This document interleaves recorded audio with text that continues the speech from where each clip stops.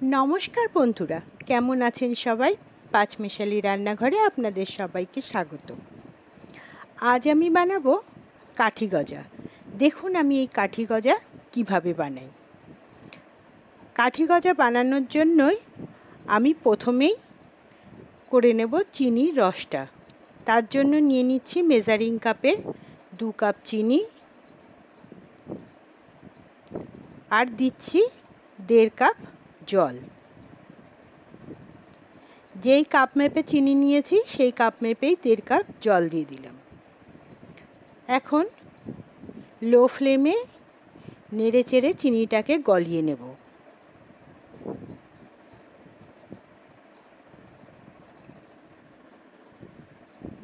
চিনি গলে গেছে, এবার চিনির রসটাকে আমি ফুটতে দেব। চিনির রসটাকে ভালো করে ফুটিয়ে নেব।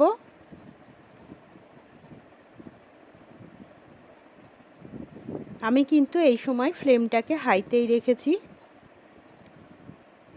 চিনির রস ফুটে উঠেছে, আমি এখন গ্যাসটা বন্ধ করে চিনির রসটাকে সরিয়ে রাখব।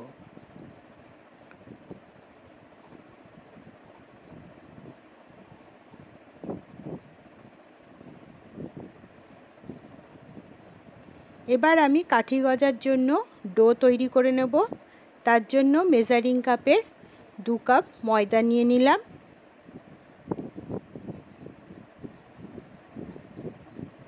এর মধ্যে দিয়ে দিচ্ছি 3 টেবিল চামচ আর তার থেকে অল্প একটু বেশি ঘি, আর দিচ্ছি 5-6টা ছোট এলাচের দানা ছাড়িয়ে নিয়ে দিয়ে দিলাম। এবার ঘি আর ময়দাটাকে ভালো করে মিশিয়ে নেব, যাকে বলে ময়ম দিয়ে নেব।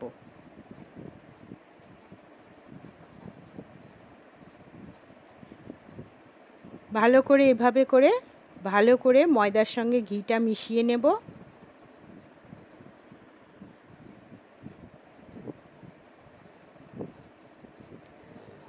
ময়দার সঙ্গে ঘি মিশিয়ে নিয়েছি। দেখুন এরকম একটা ডেলা পাকিয়ে যাচ্ছে, তার মানে আমার ময়ম হয়ে গেছে। এখন আমি অল্প অল্প করে জল দিয়ে একটা শক্ত ডো তৈরি করে নেব। একবারে কিন্তু বেশি জল দেব না, কারণ ডোটা আমার অনেকটাই শক্ত হবে। এখানে আমি নর্মাল জলই ব্যবহার করেছি। এরকম শক্ত একটা ডো বানিয়ে নিয়েছি।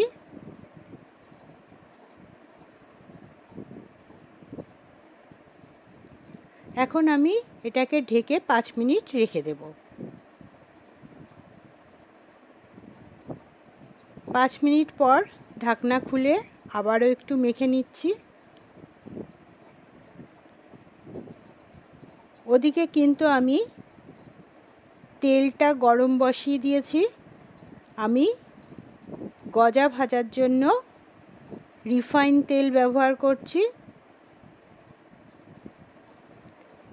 আমি ডোটা থেকে 3টে লেচি কেটে নিলাম।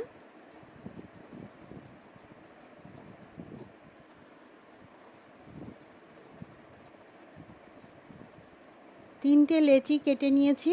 এখন 2টো লেচিকে ঢেকে রেখে দেব, আর একটা লেচি আমি বেলে নেব।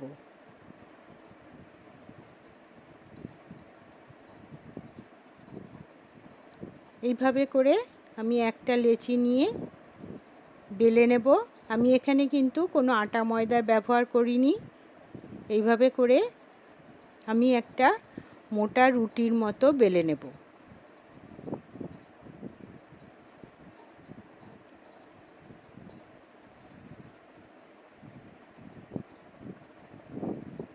দেখুন এতটা থিকনেসটা এরকম হবে।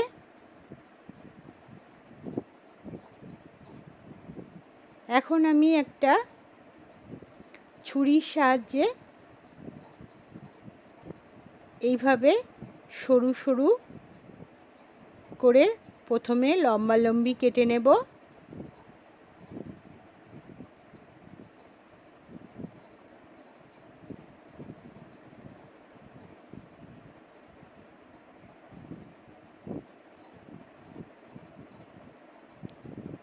এইভাবে সরু সরু লম্বালম্বিভাবে কেটে নিচ্ছি। লম্বা করে কেটে নিয়েছি।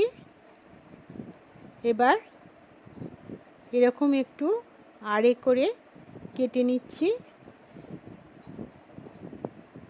যেহেতু সবকটা সাইজ সমান না, সেই জন্য আমি এরকমভাবে একটা একটা করেই কাটছি।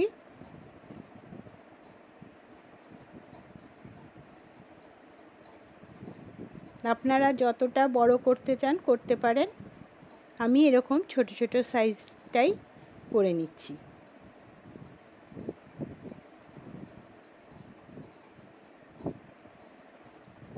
এরকম একটু তেঁচড়া করে কাটলে দেখতেও ভালো লাগে।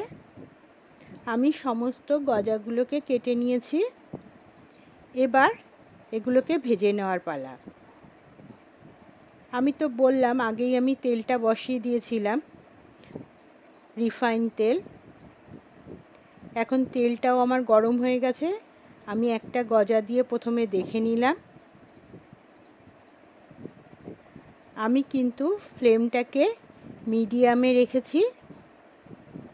সমস্ত গজাগুলো দিয়ে দিচ্ছি। একটা লেচি থেকে যতগুলো গজা হয়েছে আমি সেগুলোই সবটাই দিয়ে দিচ্ছি।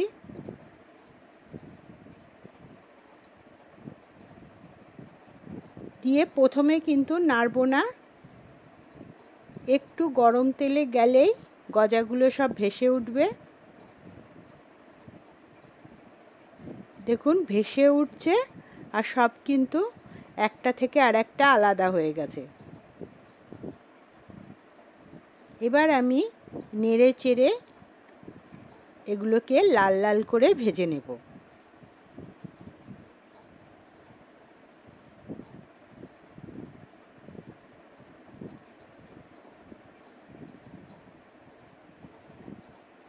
আমার গজাগুলো ভাজা হয়ে গেছে।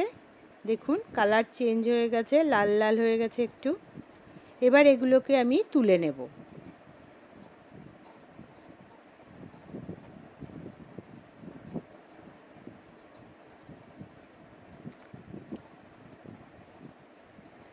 সমস্ত গজাগুলোকে তেলের থেকে তুলে নিয়েছি।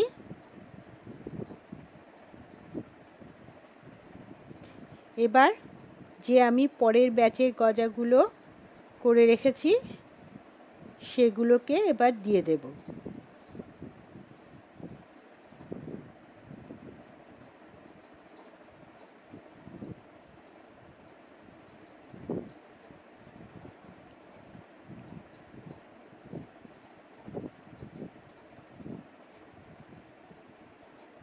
সমস্ত গজাগুলো দিয়ে দিলাম। ওই একইভাবে সমস্ত গজাগুলোকে আবারও লাল লাল করে ভেজে নেব।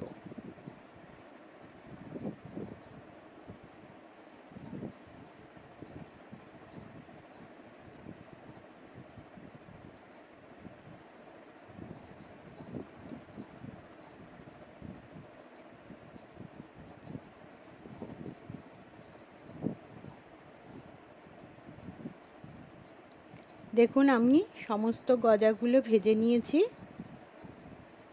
এবার আবারও চিনির রসটাকে গ্যাসে বসিয়ে দিয়েছি। এখন এটাকে হাই ফ্লেমে আবারও ফুটতে দেব।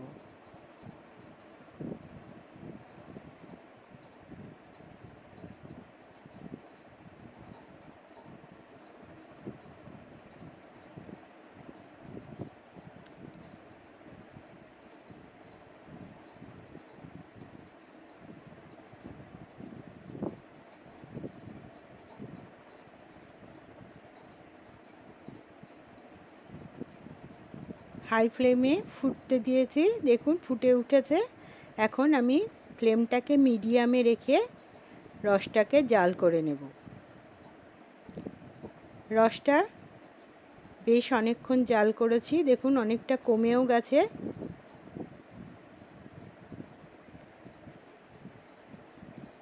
আমি মাঝে মাঝে নেড়ে দিয়েছি।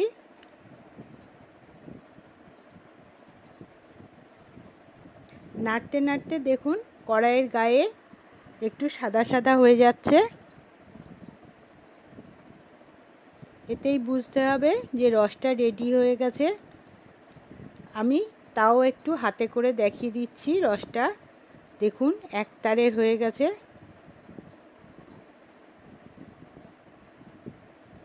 এখন আমি গ্যাসটা বন্ধ করে দেব, দিয়ে আমি এটাকে অনবরত নাড়তে থাকব। নেড়ে চেড়ে কিছুটা ঠান্ডা করে নেব, নিয়ে তার মধ্যে গজাগুলোকে দিয়ে দেব। ঠান্ডা করার পরে বেশ কিছুক্ষণ ঠান্ডা করে নিয়েছি, নিয়ে গজাগুলোকে দিয়ে দিয়েছি। দেখুন রসটাও অনেকটা ঘন আর একটু সাদা সাদা টাইপের হয়ে গেছে। এবার গজাগুলো দিয়ে কিন্তু আমি অনবরত নাড়তে থেকেছি। নেড়ে দেখুন চিনির রসটা একেবারে সাদা সাদা হয়ে গেছে, আর গজার গায়েও রসটা লেগে গেছে। একেবারে ঝুড়ো হওয়া পর্যন্ত এইভাবে আমি নাড়তে থাকব।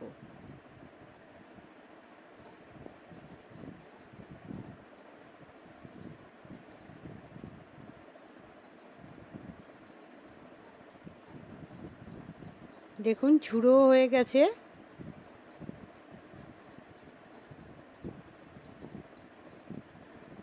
আমার গজা মোটামুটি রেডি হয়ে গেছে। এবার এটাকে একেবারে ঠান্ডা করে তারপরে পরিবেশন করতে পারবো।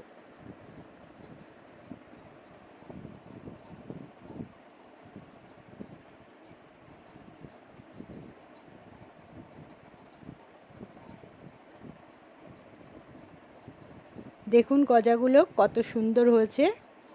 এইভাবে গজা বানালে কিন্তু মুখে দিলে একেবারেই মিলিয়ে যাবে। আপনারাও এভাবে বানিয়ে আমাকে অবশ্যই কমেন্ট করে জানাবেন কেমন লাগলো। ভিডিওটি ভালো লাগলে লাইক, শেয়ার ও সাবস্ক্রাইব করবার অনুরোধ রইল।